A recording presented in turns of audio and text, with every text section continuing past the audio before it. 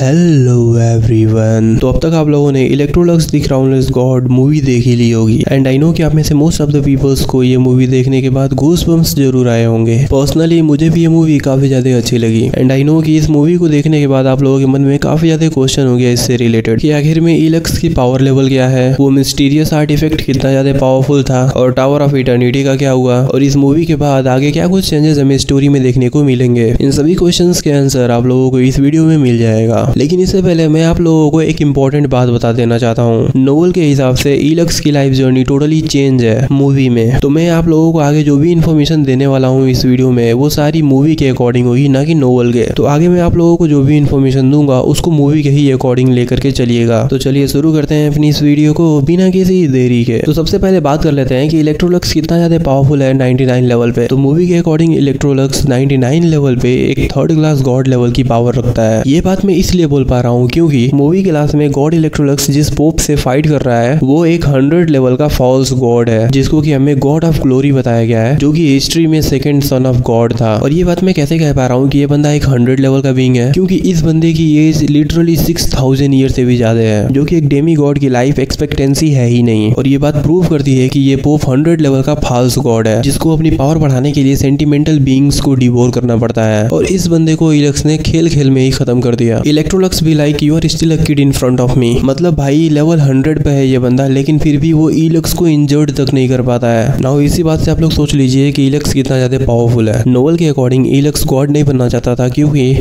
God बनने के लिए एक कल्टिवेटर को अपनी कॉन्शियसनेस को यूनिवर्स के साथ में मर्ज करना पड़ता था, जिसकी वजह से उसे अपनी बॉडी भी छोड़नी पड़ती थी। लेकिन मूवी के अकॉर्डिंग इलेक्स कभी गॉड बनना ही नहीं चाहता था, और अगर वो गॉड बनना चाहता तो वो बहुत पहले ही गॉड बन चुका होता। नोवेल के अकॉर्डिंग इलेक्स लास्ट फाइट में इतना सीरियसली इंजर्ड हो गया था कि उसे अपनी बॉडी डिस्ट्रॉय करनी पड़ी थी, और अपनी सोल की इंजरी हील करने के लिए वो टावर ऑफ इटर्निटी में डीप स्लीप में चला जाता है। लेकिन मूवी के अकॉर्डिंग इलेक्स को लास्ट फाइट में कोई भी इंजरी नहीं होती। वो दुनियादारी से दूर होना चाहता था, दैट्स व्हाई वो टावर ऑफ इटर्निटी में डीप स्लीप में चला जाता है with being his body. Novel के अकॉर्डिंग इलेक्स की कॉन्शियसनेस डिवाइन कॉन्शियसनेस में बहुत ही बाद में जाकर के ब्रेक थ्रू करती है, बट मूवी के अकॉर्डिंग वो अपनी कॉन्शियसनेस को एक पावरफुल आर्टिफैक्ट के साथ में मर्ज करता है, जिसके बाद उसकी कॉन्शियसनेस ऑलरेडी डिवाइन कॉन्शियसनेस में ब्रेक थ्रू कर जाती है, जिसके बाद वो एक supra divine weapon tower of eternity को बनाता है। मूवी में ऑलमोस्ट सारी चीजें चेंज कर दी गई हैं सिवाय कुछ मेजर प्लॉट्स के। और इस मूवी में इलेक्स की potential, talent, domination and power को काफी अच्छे तरीके से दिखाया गया है। ये बंदा जब छोटा था तो ऑलरेडी वो 6 लेवल में ब्रेक थ्रू कर चुका था, जिसको ब्रेक थ्रू करने में लॉन्ग हाउजन को काफी ज्यादा कठिनाइयों का सामना करना पड़ा। और जब कंपटीशन का दिन आता है उस समय ऑलरेडी इलेक्स की कल्टीवेशन लेवल 8 ही होती है। ये चीजें शो करती है कि इलेक्स की टैलेंट एंड पोटेंशियल कितनी हाई है और किसी भी एमसी से थोड़ी भी कम नहीं है। और जो लोग इलेक्स को किसी भी 99 लेवल के बीइंग से कंपेयर करते थे और इलेक्स को कमजोर बताते थे, उन लोगों के मुंह पे ये मूवी एक कड़ा तमाचा है, क्योंकि ये मूवी इलेक्स के ट्रू पावर्स को शो करती है, जो कि एक थर्ड क्लास गॉड लेवल की है। अब तक हमें सीरीज में जितने भी डेमी गॉड्स दिखाए गए हैं, इलेक्स उन सब में सबसे ज्यादा पावरफुल है। अब बात करते हैं कि भाई स्टूडियो वालों ने इलेक्स की पूरी स्टोरी कैसे चेंज कर दी। तो देखिए, स्टूडियो वाले खुद से इतनी बड़ी चेंज स्टोरी में नहीं कर सकते। इसमें स्टूडियो वालों ने ऑथर का कंसल्टेंट जरूर लिया होगा, क्योंकि इस मूवी के बाद में आगे की स्टोरी में काफी कुछ चेंजेस आने वाले हैं। स्टूडियो वाले स्टोरी में माइनर चेंजेस तो कर सकते हैं, बट इतनी बड़ी चेंज नहीं कर सकते हैं। एंड इस मूवी को देखते समय मैंने एक बात को जरूर नोटिस किया है कि गॉड ऑफ क्रिएशन का सैंड कॉन्टिनेंट से काफी गहरा रिश्ता है। बात कर लेते हैं इस मिस्टीरियस पावरफुल आर्टिफैक्ट के बारे में। तो ये एक काफी पावरफुल एंड वैल्यूएबल आर्टिफैक्ट है, जिसका नाम जाइंट टर्टल सेल ट्री है, जिसके लिए कि इवन गॉड्स के बीच में भी वॉर हो गई थी। एंड इसके पावर का एक छोटा सा नमूना ये है कि इलेक्स ने लेवल 8 पे ही इस आर्टिफैक्ट का यूज करके गॉड ऑफ डेथ को सप्रेस करके सील कर दिया था, और अब ये आर्टिफैक्ट आ चुका है लॉन्ग हाउजन के पास में। तो ऑब्वियसली इसका स्टोरी पे आगे इम्पैक्ट जरूर पड़ने वाला है। और इसी आर्टिफैक्ट के इन्फॉर्मेशन से हमें यह भी बात पता चलती है God of light, God of nature, God of death 100 level से ऊपर के बीइंग है। और इसी आर्टिफैक्ट की वजह से इलेक्स के पास में क्रिएशन की भी पावर आ गई है, जो कि इसकी पावर को और भी बूस्ट करती है। और एक मजे की बात बताऊं, इलेक्स गॉड ऑफ डेथ को अपना एक ओल्ड फ्रेंड बता रहा है। मतलब तुम ऑरा देख सकते हो इलेक्स का। अब बात करते हैं लॉन्ग हाउजन की रिवाइवल के बारे में। तो देखो, नोवेल के अकॉर्डिंग इलेक्स खुद को सेक्रीफाइस करके लॉन्ग हाउजन के लिए इटर्नल हर्ट बनाता है, लेकिन मूवी के अकॉर्डिंग अपने ही लाइट एलिमेंट से इटर्नल हर्ट बना दिया, जिसको लॉन्ग हाउजन की बॉडी में प्लांट करने के बाद उसके लाइट एलिमेंट की एफिनिटी 120 लेवल तक पहुंच जाती है। मतलब भाई मूवी में इलेक्स की पावर को कितनी ज्यादा दिखाई गई है। एंड गाइस, मैं एक बात भूल गया आप लोगों को बताना कि इलेक्स ये जो स्पेल्स यूज करता है ना, उसने खुद बनाए हैं, लाइक टाइम रिवर्सल। बंदे ने डेमी गॉड लेवल पे ही एक मरे हुए इंसान को जिंदा कर दिया। भाई it's totally next level power. Now अब इस मूवी को देखने के बाद में अगर कोई बंदा ये कहता कहता है इलक्स की potential and talent same level पर किसी से कम है, उससे बड़ा मूर्ख इंसान और कोई नहीं होगा। अब बात करते हैं एक इंपॉर्टेंट बात की।